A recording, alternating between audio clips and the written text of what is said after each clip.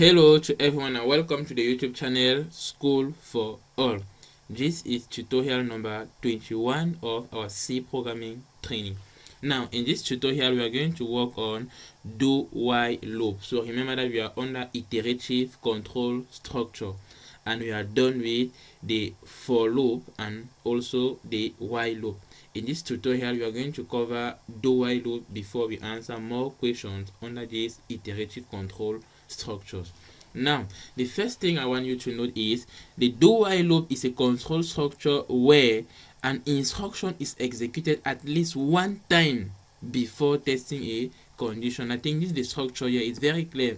You have something like do, you open your brace. Go look at the syntax very well, because in programming students are always doing mistakes regarding this do while loop. So here I'm going to say do, you open your brace, you write your code. When you are done with everything inside your do, you close it first before writing your while. After writing while, you put your condition, then you end with a semicolon.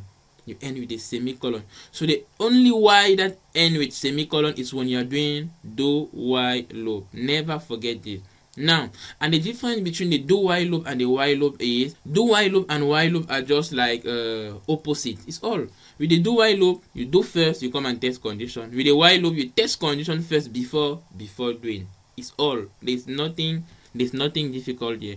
Now if you read here, you see the do while loop is similar to while loop, but the loop runs at least once even if the condition is false. That one is very clear, because remember that with the while loop you come and test your condition before. If the condition is false, you will not even enter in the loop to execute the set of instructions.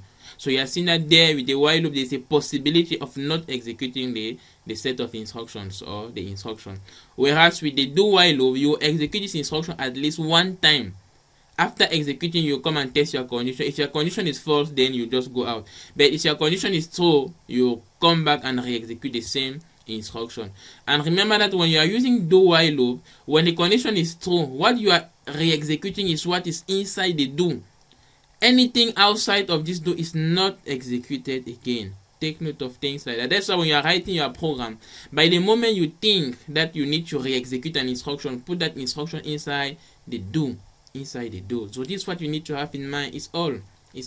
Now in the exam they can ask this question: what's the difference between for loop and while loop and do while loop? Meanwhile, we are trying to differentiate now for loop on its own side with do while loop and while loop, because while loop and do while loop are like one family and for loop is apart. So the difference between these two groups now is very clear. With the for loop, the number of iteration, or let me just say the number of repetition, is known in advance, whereas with the while loop or do while loop, the number of iteration is not known in advance. That is the clear difference between these two groups.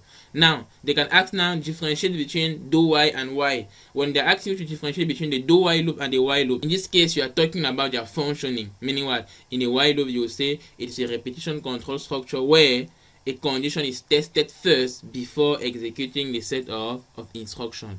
And there I don't need to precise again that if the condition is false, you stop the instruction. If the condition is so, continue re-executing. In your head you must put that already, that when you are working with loops, when your condition is true, you just re-execute that same instruction. That's always like that, so take note. And the do while loop, there you just say okay, it's a repetition control structure where an instruction is executed at least once before testing the condition. Now if you want to continue by precising, if the condition is false, stop the execution. If the condition is true, re-execute the block of instruction. So you have seen that here is very flexible. By the moment you are understanding, you always do it well.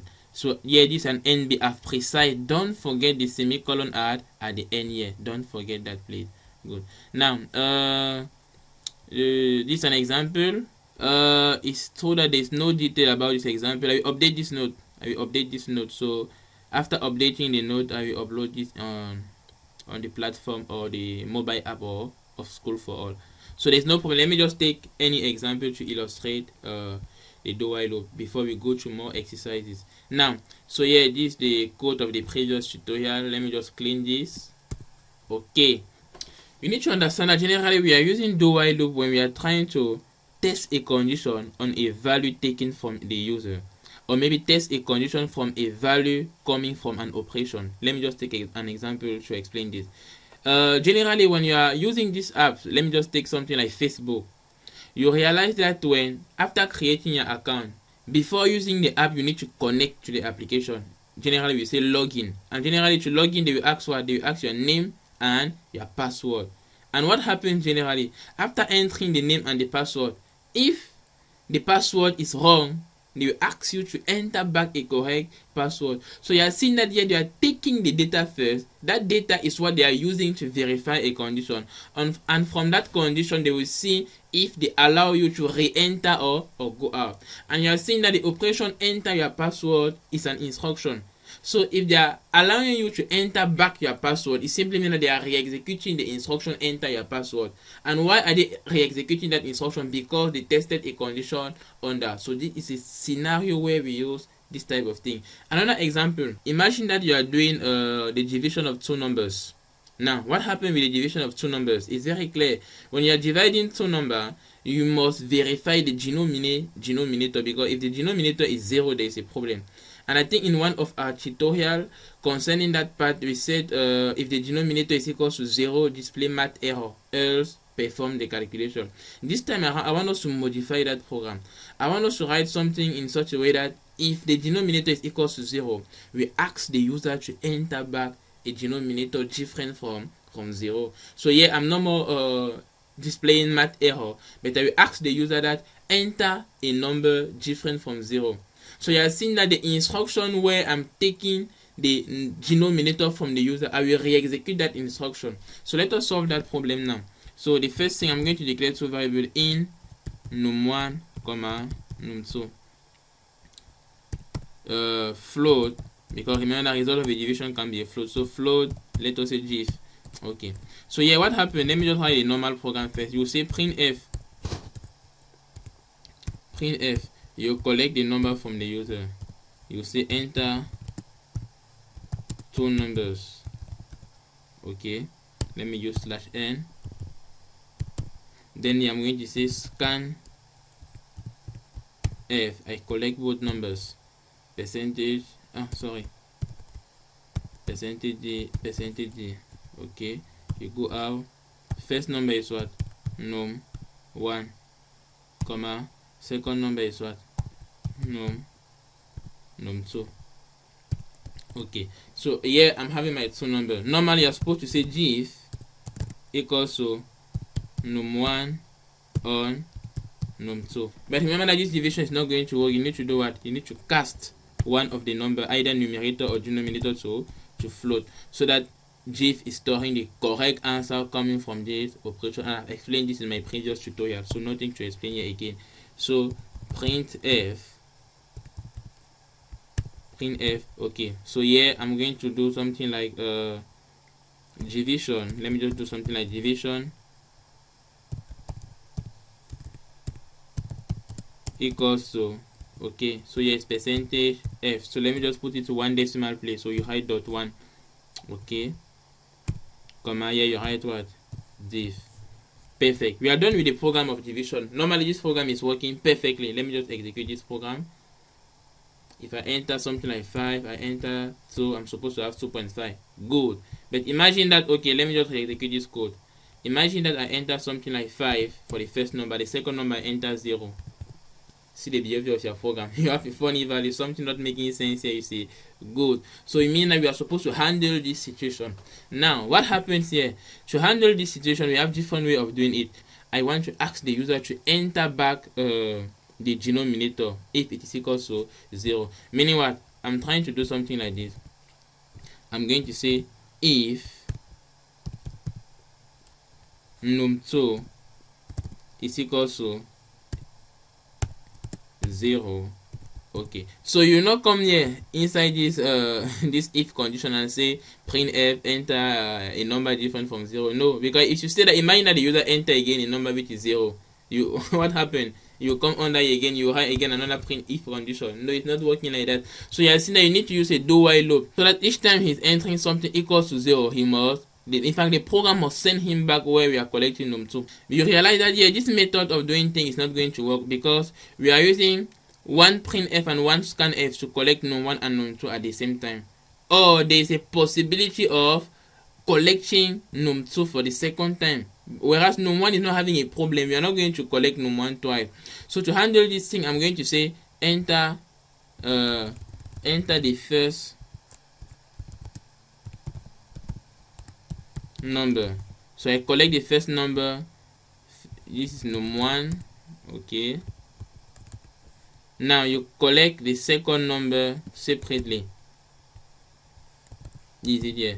Enter the second number, and the second number is what?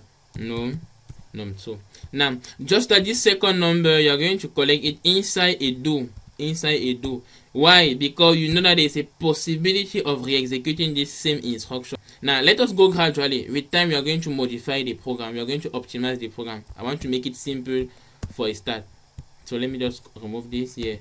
Good. So I'm having my do. So what are you doing? You take a number from the user. So at this level, what happened is you are going to test a condition. This num2 that I'm taking, because num1 have no problem. Remember that. Now the num2 that you are taking, you will verify.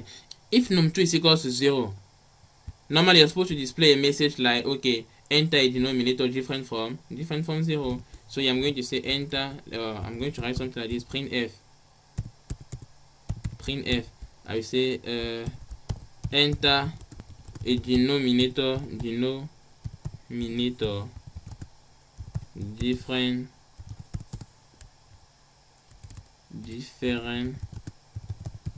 from 0.